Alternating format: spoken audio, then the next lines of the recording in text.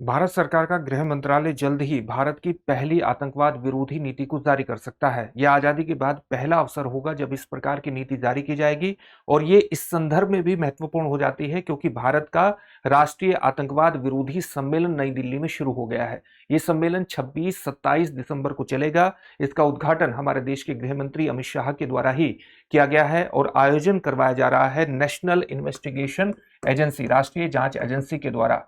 इसका सबसे महत्वपूर्ण उद्देश्य क्या है इस सम्मेलन का, उसको हम जानेंगे, लेकिन उससे पहले इस बात को ध्यान में रखिएगा कि दृष्टि संस्थान ने आपकी जीएस की तैयारी को पूरी तरह से करवाने के लिए हाल ही में एक बहुत ही इंपॉर्टेंट कोर्स लॉन्च किया है जिसका नाम है GS studio foundation live online course. ये मात्र 24,999 में आपकी जीएस की तैयारी को पूरा करा देगा और वो भी मात्र 14 महीने में। इसकी सबसे खास बातों में ये शामिल है कि इसके बाद जब आप जीएस फाउंडेशन ऑफलाइन बैच में एडमिशन लेंगे तो वहां पर इस फीस को पूरी तरह से एडजस्ट कर दिया जाएगा, यानी एक तरह से ये कोर्स आपको फ्री में पढ़ने वाला है। इसके संदर्भ में जो बैच है वो हिंदी, इंग्लिश और इंग्लिश तीनों में ही उपलब्ध होंगे। हिंदी माध्यम का बैच 5 जनवरी 2026 से प्रारंभ होने वाला है। इंग्लिश का बैच 6 जनवरी 2026 से प्रारंभ होने वाला है। इंग्लिश का बैच 7 जनवरी 2026 से प्रारंभ हो रहा है। इंग्लिश का जो बैच होगा उसमें हिंदी और इंग्लिश दोनों में ही चीजों को आपको समझाया जाएगा, लेकिन जो मटेरियल उपलब्ध होगा वो केवल इंग्लिश में होगा। इसकी कुछ और विशेषताएं ये हैं कि 10 कलर्ड प्रिंटेड बुकलेट्स आपको प्रदान की जाएगी जो जीएस के अलग अलग विषयों को कवर करेंगी। 2 वर्षों तक करंट अफेयर्स की क्लासेस का एक्सेस रहेगा। प्रीलिम्स और मेंस के 18 टेस्ट उपलब्ध होंगे ताकि आप अपनी तैयारी का मूल्यांकन कर सकें। जो भी पढ़ाया जाएगा उसकी पीडीएफ फाइल मिलेगी ताकि नोट्स बनाने में किसी तरह की दिक्कत ना हो। मतलब एक कंप्लीट पैकेज है। तो अभी डिस्क्रिप्शन में दिए गए लिंक पर जाइए और अपने एडमिशन को सुनिश्चित कर लीजिए। किसी भी प्रकार का डाउट हो तो 8750187501 पर कॉल कर लीजिएगा। साथ ही इस बात को ध्यान में रखिएगा कि दृष्टि संस्थान ने रांची में भी अपनी शाखा की शुरुआत कर दी है, तो वहां से भी आप अपनी झारखंड पब्लिक सर्विस कमीशन और यूपीएससी की तैयारी को आगे बढ़ा सकते हैं अगर आप रांची के आसपास रहते हैं।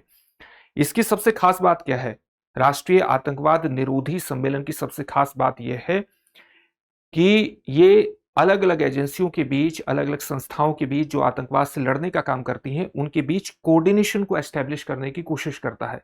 आपने अलग अलग आतंकवादी हमलों के बारे में सुना होगा और जब उनका विश्लेषण किया जाता है तो ये बात कॉमन रूप से निकल करके आई होगी कि आतंकवादी हमला होने में कामयाबी इसलिए मिल गई आतंकवादियों को क्योंकि हमारी जांच एजेंसियों के बीच कहीं ना कहीं कोऑर्डिनेशन की कमी थी। हमारे जो अलग अलग एजेंसी काम करती हैं आतंकवाद से लड़ने के लिए उनके बीच तालमेल का अभाव था। इसलिए आतंकवाद विरोधी लड़ाई में सबसे महत्वपूर्ण बात यह मानी जाती है कि हमें ऐसे मंच तैयार करने हैं राष्ट्रीय स्तर पर, औपचारिक और अनौपचारिक, जो कि एक कॉमन आतंकवाद विरोधी प्लान को तैयार करने में मदद करें और अलग अलग एजेंसियों के बीच संवाद तंत्र को एस्टेब्लिश करके उनके बीच कोऑर्डिनेशन को बढ़ाएं। तो ये इसी तरह के एक मंच के रूप में काम कर रहा है जिसको हम कहते हैं नेशनल काउंटर टेररिज्म कॉन्फ्रेंस। इसमें अलग अलग एजेंसियों के बीच तालमेल को बढ़ावा देने की कोशिश की जाती है ताकि हम एक बेहतर काउंटर टेररिज्म प्लान को तैयार कर सके जिसको जमीनी हकीकत एक तरह से पहनाई जा सके, अमली जामा उसको पहनाया जा सके।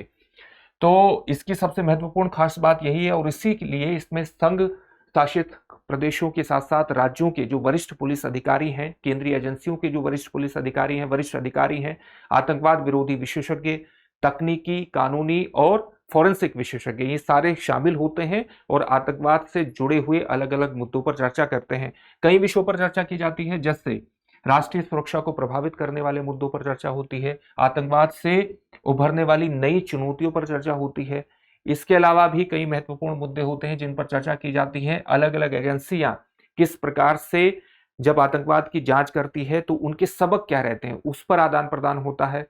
जो बेस्ट प्रैक्टिसेस अलग अलग एजेंसी अपनाती हैं, कार्य प्रणाली अपनाती है, उसका भी आदान प्रदान होता है ताकि बेहतर रणनीति को विकसित किया जा सके, बेहतर तालमेल को एस्टेब्लिश किया जा सके। यही इसका उद्देश्य है। इस सम्मेलन के दौरान कुछ चीजों का लोकार्पण भी हुआ है, जैसे एनआईए की अपडेटेड क्राइम मैनुअल का लोकार्पण हुआ है। इसके अलावा संगठित अपराध नेटवर्क डेटाबेस का लोकार्पण हुआ है, खोए और बरामद हुए हथियारों के डेटाबेस का लोकार्पण हुआ है। इस तरह की चीजों का लोकार्पण भी हुआ है। इसमें एक पूरे सम्मेलन की सबसे खास बात यह भी हो सकती है कि पहली बार भारत की पहली आतंकवाद विरोधी नीति को जारी कर दिया जाए। अभी पक्का नहीं है, लेकिन हो सकता है कि उसके बारे में कुछ ना कुछ बात तो निश्चित रूप से होगी और हो सकता है नीति को भी जारी कर दिया जाए, क्योंकि गृह मंत्रालय अंतिम रूप से भारत की पहली आतंकवाद विरोधी नीति को तैयार कर रहा है। उसमें एनआईए के भी इनपुट शामिल है। उसमें किस तरह की चीजें शामिल हो सकती हैं, किस तरह की बातें हो रही हैं।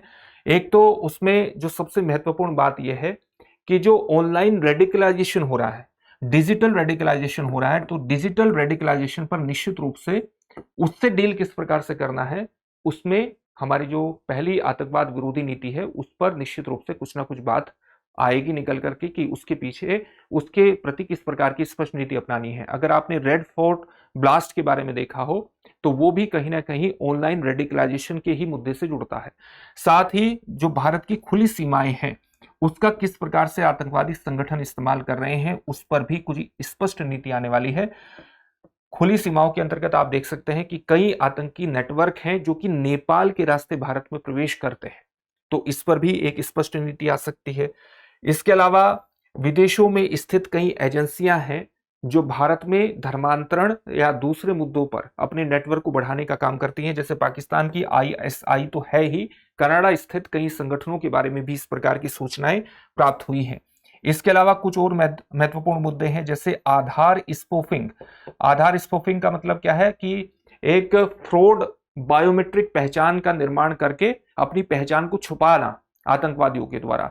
तो आधार स्पूफिंग पर भी कोई स्पष्ट बात हो सकती है इसके अंतर्गत। इसके अलावा जो हथियारों की, ड्रग्स की तस्करी होती है और फिर उसका आतंकवाद के अंतर्गत इस्तेमाल होता है, उस पर एक स्पष्ट नीति आ सकती है, स्पष्ट बातें आ सकती हैं।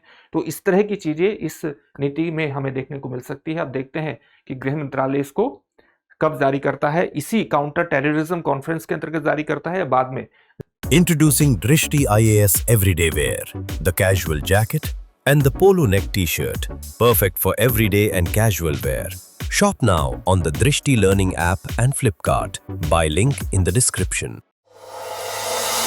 अब एग्जाम की तैयारी को और बेहतर करने के लिए हमारे चैनल को लाइक, शेयर और सब्सक्राइब करना ना भूलें।